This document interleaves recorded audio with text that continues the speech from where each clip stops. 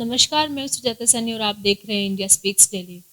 क्या गुजरात में लौट आया है रईस? जी हाँ, एक फिल्म आई थी शाहरुख खान की जिसका नाम था रईस, जो गुजरात में एक जो शराब माफिया है उस पर बनी थी।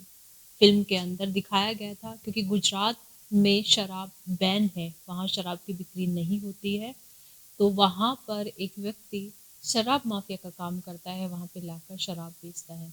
लेकिन ऐसा ही कुछ शायद होने जा रहा है अब गुजरात में।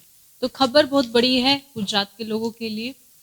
खबर ये है कि मध्य प्रदेश सरकार ने या यूं कह सकते हैं एमपी ने गुजरात बॉर्डर पर शराब तस्करी के 7 कॉरिडोर लगभग खोल दिए हैं। तो ये खबर छपी है दैनिक भास्कर में। तो दैनिक भास्कर के हवाले से हम आपको ये रिपोर्ट बता रहे हैं।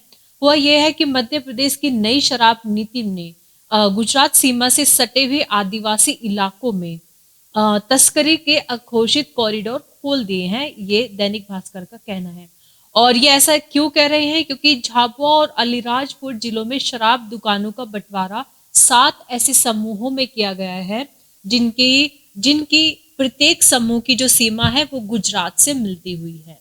यानी कि इस तरीके से बंटवारा हुआ है कि 7 समूहों में डिवाइड किया गया है और प्रत्येक समूह की जो सीमा है वो गुजरात से मिलती हुई है। तो ऐसे में जो मध्य प्रदेश के अंदर क्योंकि शराबबंदी नहीं है और गुजरात के अंदर है, तो संभावना जताई जा रही है कि ऐसे में गुजरात के अंदर शराब की तस्करी हो सकती है। मध्य प्रदेश से शराब को गुजरात भेजा जा सकता है। अब ऐसा क्यों कहा जा रहा है, ये पूरी रिपोर्ट में हम आपको बताएंगे।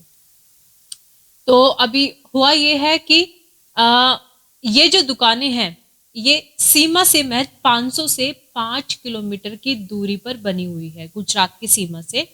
और गुजरात में शराबबंदी है और मध्य प्रदेश की नीति से इन सीमावर्ती क्षेत्रों में शराब तस्करी की आशंका अब बढ़ गई है। तो ये मध्य प्रदेश की शराब नीति की वजह से है। और यही नहीं, नीलामी में इन दुकानों की बोली कई जगह पर 12 से 16 करोड़ रुपए तक लगाई गई। एक एक दुकान की बोली की हम बात कर रहे हैं। और ये जो बोलियां लगी है गांव के अंदर बनी हुई दुकानों की लगी है। और गांव की आबादी के हिसाब से ये देखा जा रहा है कि ये बहुत अधिक मात्रा में इनकी बोलियां लगी है, क्योंकि गांव वाले इतनी शराब नहीं पी सकते हैं कि वहां पर 16 करोड़ की दुकान कोई खरीदेगा। तो अब इसमें जो ये गांव है उनकी आबादी, अब जैसे यहाँ पर एक गांव है उसकी आबादी के बारे में बताया गया है कि इस गांव की जो आबादी है वो ज्यादातर आबादी जो है वो बीपीएल कार्डधारी लोगों की है, जो शराब इतनी महंगी शराब इतनी शराब पी भी नहीं पाएंगे।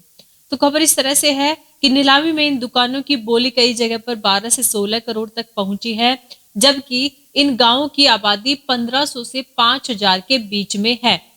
तो 1500 से 5000 के बीच में केवल इतने लोग हैं और उसमें से भी अधिकतर बीपीएल कार्डधारी लोग रहते हैं।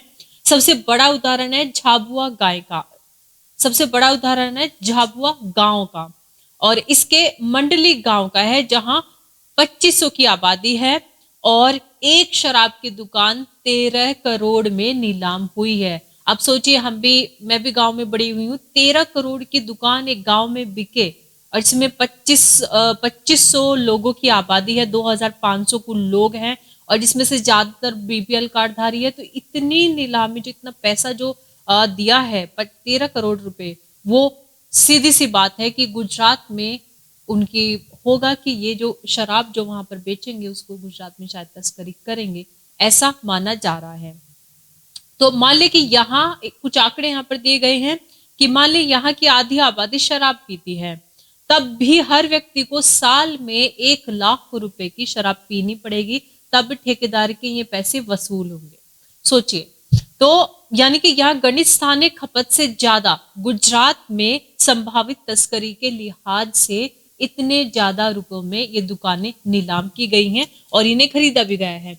अब उन 7 कॉरिडोर की बात कर लेते हैं जिनमें प्रत्येक की सीमा जो है वो गुजरात से लगती है। यानी इस तरीके से डिवाइड किए गए हैं कि प्रत्येक की सीमा गुजरात से लगे और बहुत ही ज्यादा दामों में दुकानें खरीदी गई हैं। तो सबसे पहला जो कॉरिडोर है उसका नाम है मेघनगर समूह, जिसके अंदर मंडली गांव में सबसे महंगी दुकान बिकी है। ठेकेदार जो है वह मालवा रिटायरी, इनका नाम है ठेकेदार जो कंपनी है दैट मीन। और इसका जो मूल्य है, सबसे अधिक बोली जो इन्होंने लगाई है, इनको 52 करोड़ की बोली के साथ इन्होंने दुकान खरीदी है। इसमें 5 अंग्रेजी और 5 देसी दुकानें हैं। मंडल में अंग्रेजी शराब की 13 करोड़ में नीलामी हुई है और यहाँ आबादी कितनी है, 2500, और इसमें 1250 बीपीएल कार्डधारी है। दूसरा है झाबुआ समूह, इसमें पिटोल में 16 करोड़ की दुकान बिकी है और इसमें भी यही है कि बीपीएल कार्डधारी लोग भी हैं यहाँ पर, और इसकी आबादी है 5000 के करीब, और जिसमें से 2500 लोग बीपीएल कार्डधारी है। तीसरा है थांतला समूह, आप फोटो में देख सकते हैं कि किस प्रकार से इनकी जो सीमा तय की गई है। ये जो समूह बनाए गए हैं, मंडल जो बनाए गए हैं, प्रत्येक को ऐसा मौका दिया गया है कि इसकी जो सीमा है वो गुजरात से लगे, ताकि इस मंडल में जिस भी ठेकेदार ने दुकानें खरीदी हैं पूरी, वो गुजरात में भी शायद तस्करी कर सके। तो अब तीसरा जो है वो थांदला समूह है, चौथा है उदयगढ़ समूह, पांचवा है जोभट समूह, और छठा है नागपुर समूह, छठा है नानपुर समूह, और सातवां है चांदपुर समूह। तो इस प्रकार से ये दुकानें बिकी हैं।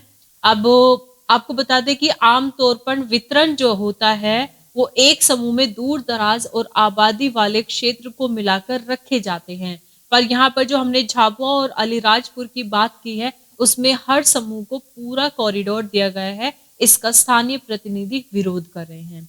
तो विरोध की जो आगे है वो स्थानीय लोग जो कि मध्य प्रदेश के हैं, वो भी जो ये शराब नीति बनाई गई है उसका विरोध कर रहे हैं। और इस नीति से साफ झलकता है कि गुजरात में, क्योंकि वहां पर शराब बिकती नहीं है, तो वहां जिनको शराब चाहिए होगी वो तस्करी के थ्रू यहाँ से मंगवाएंगे, क्योंकि सीमावर्ती ये प्रत्येक कॉरिडोर को जो बनाया गया है उसको सीमा से जोड़ करके जगह दी गई है। शराब जो दुकानें वहां भी बिकी है वो इस तरीके से डिवाइड किया गया है। तो ये खबर थी कि अब गुजरात में शायद आपको ये देखने को मिले, और अजीब बात यह है कि गुजरात में भी और मध्य प्रदेश में भी दोनों में ही बीजेपी की सरकारें हैं, तो उसके बावजूद ये समझ नहीं आता है कि गुजरात के लोग जब शराब पीना ही नहीं चाहते हैं तो आप वहां पर इस तरीके की नीति क्यों लेके आए हैं। और स्थानीय लोग भी एमपी के अंदर, सीमावर्ती इलाके में एमपी के अंदर शराब नीति का, इस शराब नीति का विरोध कर रहे हैं। कि आप सोचिए कि आपके गांव में 2500 की आबादी है और वहां पर 13 से 16 करोड़ के बीच में इतने में दुकान जो है वो बिक गई शराब की, तो कितना ज्यादा वहां पर इसकी खपत, इसको बढ़ावा दिया जाएगा, और कितना ज्यादा वहां पर अपराध भी हो सकते हैं और कितना लोग बिगड़ भी जाएंगे। तो ये थी आज की कहानी। गुजरात में रईस फिल्म की जो कहानी है वो शायद आगे जाके सच हो सकती है फिर से। तो आपको ये खबर कैसी लगी है, इसके बारे में आप कमेंट बॉक्स में जरूर लिखिएगा।